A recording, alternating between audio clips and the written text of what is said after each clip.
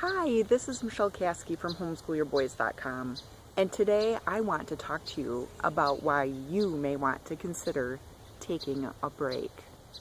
As you can see, here in Michigan it is summer and my boys and I are enjoying some amazing time outside, spending some time with friends, getting together with family, and doing some things that we don't have time to do through the regular part of our school year.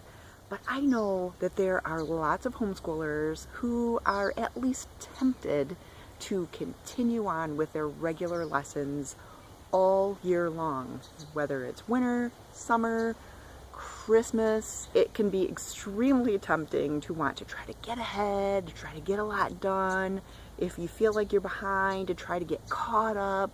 And I want to tell you some reasons why I think that you need to consider taking a break instead. The first reason is because our kids all need a break from time to time. Kids benefit greatly when they have time to get outside, relax, do something different, unscheduled playtime.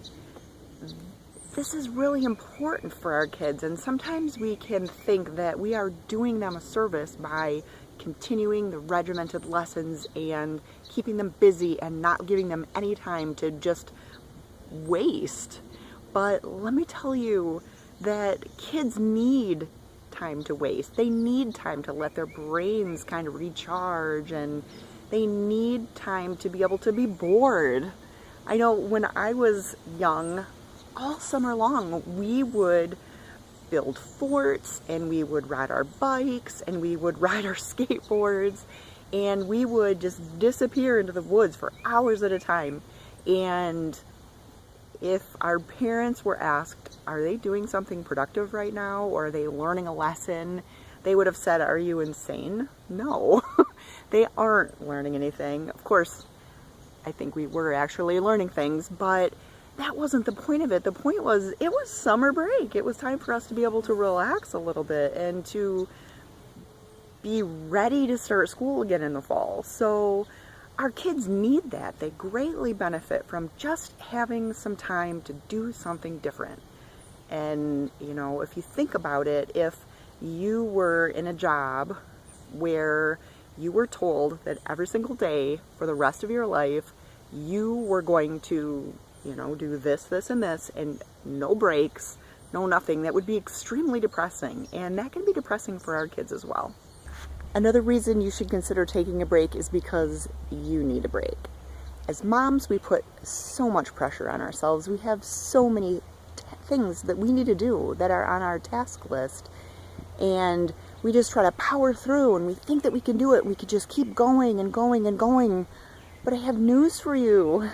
You will burn out eventually.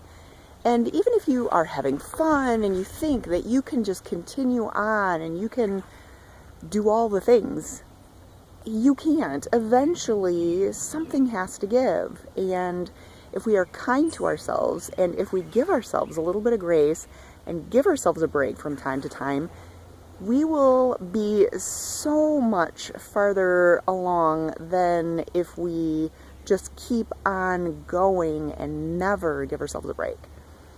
So what this makes me think of is, as homeschoolers, sometimes we think, I'm a higher level homeschooler because I homeschool 365 days a year and I don't take breaks. My kids don't take breaks. We don't need them.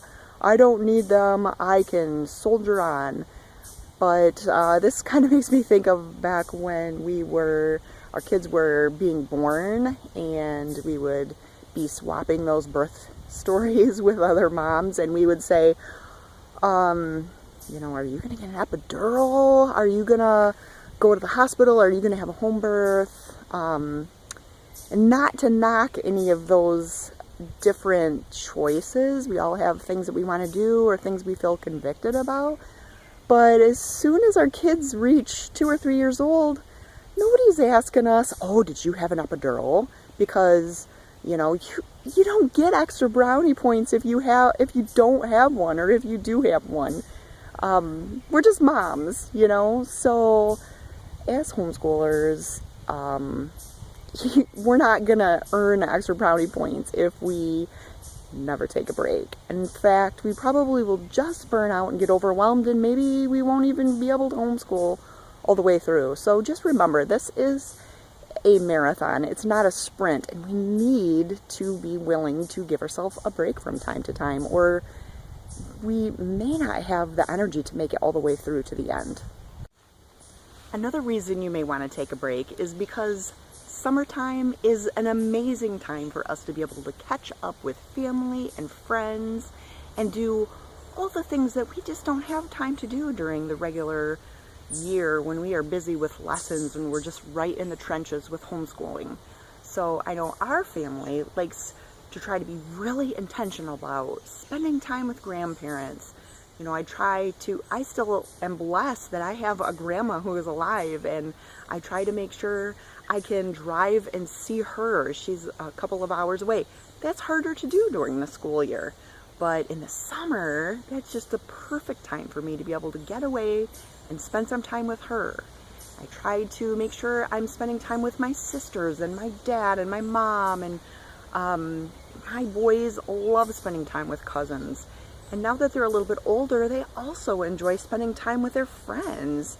They have a lot of friends from our church youth group who attend school, regular school, so they're busy all day long through the school year. But in the summer, they have a little bit more free time. So that has just been an excellent way for us to be able to do something a little bit different and to be able to recharge and just reconnect and shore up those friendships. Now, if you decide that you still want to have some sort of learning going on, I would suggest that you at least change things up a bit. Summer is a great time for a unit study. Pick something that your kids are really interested in and do a deep dive on it. Let them read the books and do the hands-on projects.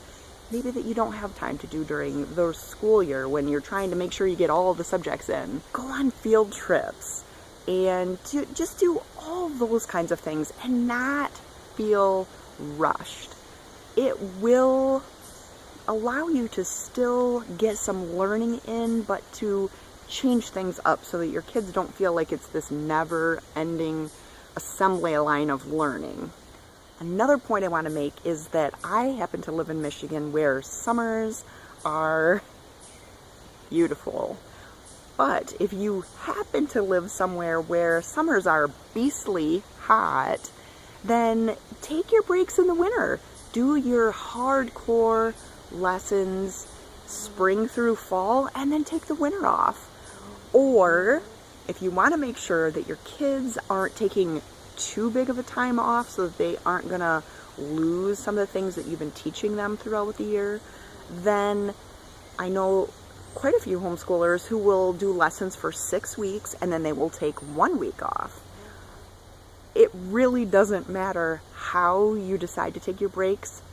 That is one of the beautiful things about homeschooling, is that we have the freedom to be able to do what works for us, for our unique kids, for our unique situation. So don't feel like you have to take a full summer break or a full winter break or take the whole month of December off or do 6 weeks on, 1 week off, but do something. Find a way to take a break now and then to allow you and your children to recharge and to do something that is going to help them to realize that if they really apply themselves during school time, they will get a break from time to time.